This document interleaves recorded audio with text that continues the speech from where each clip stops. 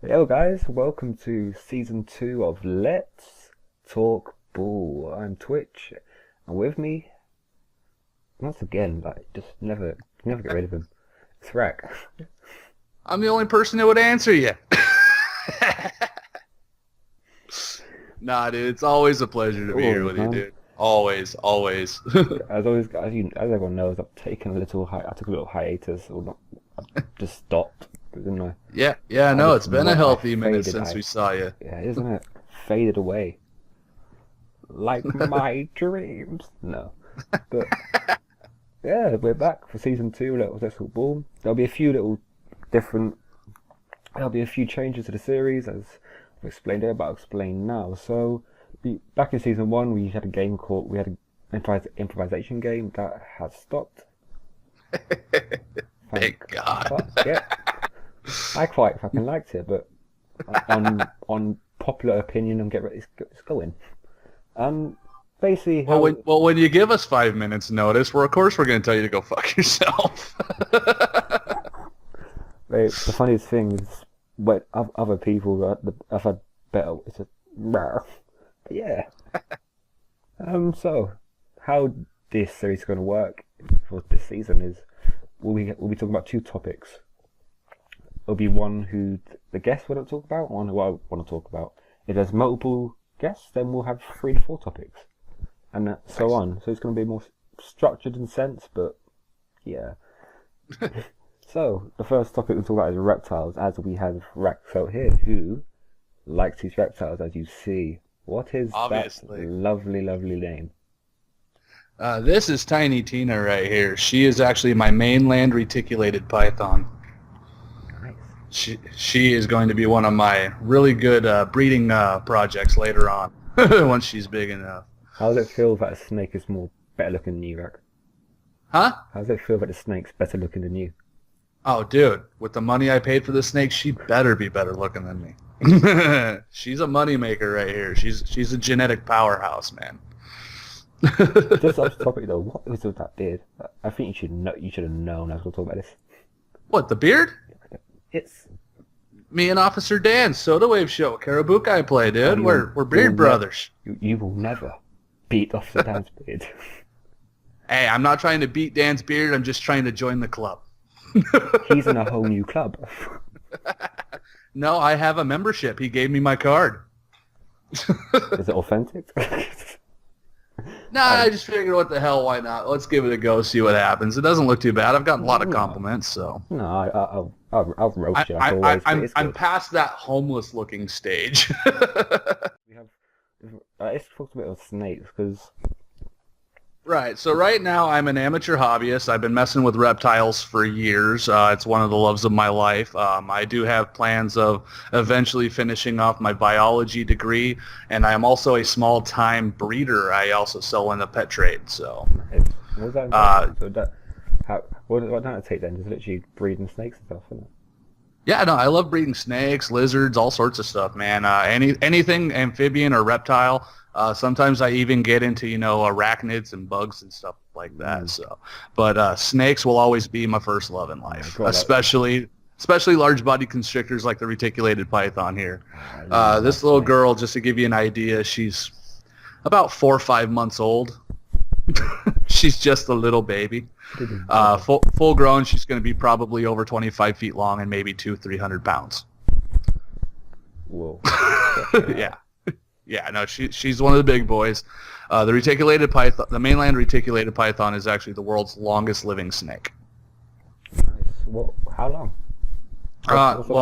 Like I said, they'll get over 25 feet long. 25 feet? I mean, the lifespan. How long would the lifespan go? About 15 to 20 years is typical, but I've seen quite a few actually live 25 to 30.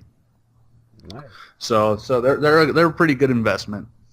Well, of course. For love's sake, when I was younger, I had 2 snakes. I had 2 corn snakes, one after another. Oh yeah, corn snakes are good. I love colubrids, man. They're a pretty good starter. Little baby snakes. I mean, I wouldn't suggest these for just anybody right here. The retics definitely take a good set of knowledge and somebody who is definitely prepared to handle the workload. But, ball pythons, corn snakes, king snakes, milk snakes, they're all a really good smaller starter snake, Oh, nice. I'm actually going to be breeding quite a few ball pythons once I get moved back to Washington and get everything set up, so. Oh, nice, man. I'm looking forward to it. Imagine just trying to imagine something like me trying to just feed that snake. It's actually really simple. I actually don't feed any of my animals live food. Yeah. So everything I feed them is frozen thawed. It's pre-killed in a facility elsewhere. It's done really humanely. The frosted mice, all that kind of stuff. Oh yeah. Frozen thawed mice, frozen thawed rats, frozen thawed gerbils, rabbits. She will eventually be up to rabbits. So. I had a lizard who ate a spider once. I had a spider that used to eat lizards. So. But yeah, so no, right now, like I said, the channel's about ready to take a huge hiatus. We're getting ready to do a really big life change. We are moving back to Washington State, and once we get there, we are actually going to start the process of buying our first home. And when we get that all settled, we are setting up a brand new reptile facility, and we are going to go legit for work. So it's going to be awesome. Be a professional reptile breeder. Man, nice one. Yeah. I've got 4 or 5 good projects already lined up, snakes that are waiting to be shipped to me once I get up there. Some pretty amazing stuff that we're going to be producing. So you're gonna get you out of your house, gonna open the doors, they're like, yes. Yeah, pretty much, dude. Man, whenever I have a snake being delivered to the door, I'm sitting at the door like a 5-year-old waiting for that delivery guy to show up. What does it come in a van with a music tone? Dun, dun, dun, dun. No, but it does come with a really scared UPS or FedEx driver that is always asking me, "What's in this box?" What's in the box? Please, one day, as they said, just take it out the box. Just take it out the box. Right. So, but yeah. So now, I mean, the new direction of the channel. Obviously, people will be able to tell we are stepping away from gaming pretty hardcore. I'm getting a lot more into the reptile education videos. I'm going to be teaching people a lot about these guys of all different species. And then once we get everything set up, I'm going to go into doing breeding videos where I show you guys the process of breeding my snakes. I'm going to do egg cutting videos where you guys are going to get to see me actually cut the eggs open right before they hatch so that I can see what's in there and make sure everything's okay. And a lot of really cool stuff. So. Nice, man. With the egg cutting, so how long till you do that? Because that's okay in it? That just cut the eggs to see. Actually, well, like with it's different with every species because the eggs incubate for different times at different temperatures at different humidities. But let's go simple with ball pythons. They usually 56 to 58 days that they need to incubate in the egg. And about 3-4 days before they hatch, that's when I'll go through and I'll take a razor blade and I'll cut through the egg and I'll open it up and I'll take a look inside. And then I just put them right back into the incubator and let them sit in their egg until they're ready to come out on their own. Nice. I can imagine this image of you just cutting it open, still like, fuck off. Yeah, it's kind of a controversial topic in the reptile community of us doing the egg cutting. There's a lot of people out there that are very naturalist, where they're highly against cutting the egg because that's how nature's supposed to do it. Some are going to cut themselves out of their own eggs. Some of them aren't going to make it. But I'm an animal lover, and I completely feel that if I have the chance to cut that egg open safely, see what's in there, and make sure that they have every chance of survival to get out on their own, I'm going to do so. But every snake I save is a plus for me. Oh, of course. I mean, if it doesn't harm the egg, doesn't harm the snake. Right, yeah. No, absolutely no harm comes to the animals. As long as you know what you're doing when you're cutting the eggs, no harm comes to them whatsoever. I wouldn't recommend someone with no experience cutting a baby snake egg. No, I wouldn't suggest it. I will gladly sit and teach somebody how to do it, and I will assist you, but I wouldn't suggest doing it on your own. That's true. Accidents can happen. Well, speaking of accidents with like reptiles like snakes, let's go on a topic with kind of throwing venom, for fuck's sake, poisonous venomous snakes. venomous. I'm cutting this out. And actually, you're not entirely wrong there. There is actually a family of snakes that are both, in fact, venomous and poisonous, and that would be the keelback family. Mm. And they actually produce, much like a venomous, like a poison dart frog. Right, and They actually eat venomous insects and stuff like that, and lizards and amphibians that produce a venom, and they actually end up secreting it through their skin themselves. Oh, wow. Yeah, there's it's different really awesome. toxins. You've got neurotoxins. You've got other kinds which have different effects. Like, for example, the black mamba. Oh yeah, the black mamba. there's tons of different. There's a whole bunch of different types of venoms out there. Right. So, some nicer than others. But there's a story in India. I don't know whether it's true or not. I heard it a few years ago. Basically there was a woman went on holiday from, I think, the States, and she got bitten by an Indian viper. By a viper in India. By a viper in India. Yeah, I don't know. I can't remember what exact breed it was, but I know it was a viper. I don't think I've heard this specific story. No, exactly. I'm going to try and explain it. There's a theory about, like, yeah, it's probably bullshit, but it's very about, like, it's kind of in your head. So if you kind of worry, you get bitten and you worry about the poison, it's gonna cause more effect. It's gonna rush through because your blood. Actually, especially when you're dealing with a neurotoxic venom, you definitely want to try to keep your cool and get to a facility as fast as possible, because the faster your blood pumps, the faster that venom's pumping through your system. Because here's where it gets dodgy, and here's where it gets a bit unbelievable. Apparently she thought it was a scrape. She had a scrape on her face. She felt the pain, but she thought it was like she scraped. Just a snake just going up your shoulder. Oh yeah, no, she's just gonna explore. No, yeah, and then apparently she was fine, and she went to the doctors a week later. That's what kind of strikes alerts. But see, I'm not really gonna put too much stock into this story of hers. I mean, don't get me wrong. Venomous snakes, especially adults, they have a real good muscle control on their venom sacs. So a lot of times you can get bit, especially like by a rattlesnake. You can get bit, a full-on bite, and not be envenomated. Because for the most part, venomous snakes don't want to envenomate us. They envenomate their prey so they can eat. They don't want to waste that. It actually takes a lot for them to produce that venom, so they don't want to waste it. But when you do get a venomous bite, they can actually pretty much choose how much they inject you with, up to whatever the max amount for that species is, including what's called a dry bite, which is where they give you a full-on bite, you will bleed, but they don't inject any venom. Is that pretty rare, though, cases? Because it depends on how badly it's I wouldn't say it's super rare. Actually, a lot of bites in the wild are dry.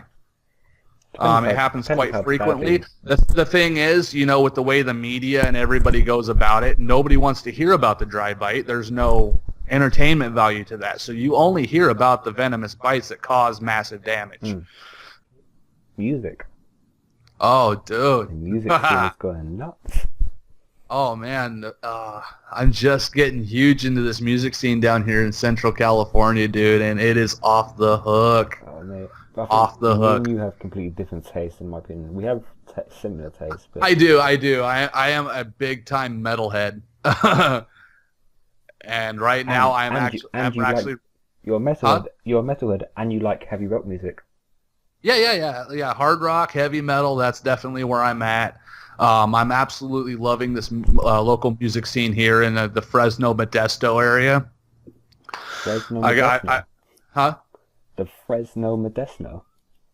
Yeah, Fresno Modesto. It's two different towns. They're about an hour and a half apart, but I got a lot of friends out there and just some killer bands, man.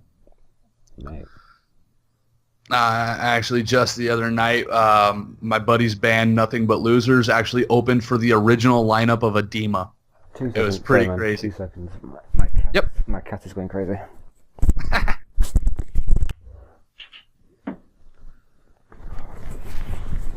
Not to break the flow of this.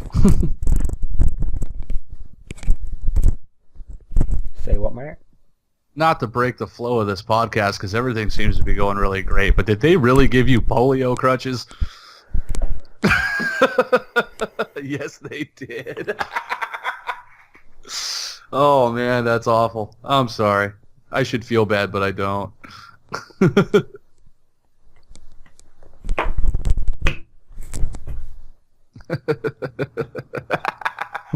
I love you, bro. I can't help it. We got to make fun of this, right? We can't let it get too serious, you know?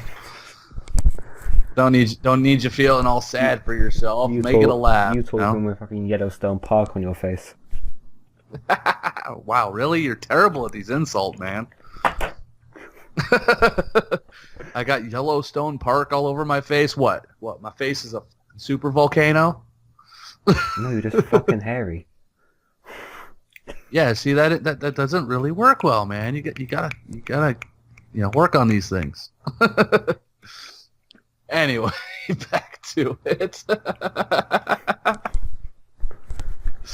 Oh, it's been too long, man. This is what happens when we don't get to talk on a regular basis. It's true. It is true. You are a dick. Yeah.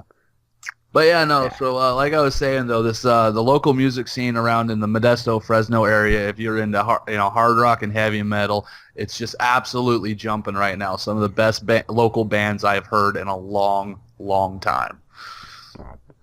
One of my favorite bands, like Deep, just released a new album a few weeks ago, which I can't wait. I'm seeing them in October, and it's gonna be nuts. Nice. They're very kind of punky, very kind of punk pop band, punk rock band in a sense. Hey man, I definitely have my punk roots. You know, I mean that's for damn sure. I've had those days. I still have them in my collection to this day. You know, Green Day. Oh, even before Green Day, man, The Clash, the Ramones, Sex Pistols. I mean, I was all about it. You know. All right, here's a topic. Do you think punk has died in a sense? Do I think it's died? No. Do I think it's lost its way and come back a few times? I think so.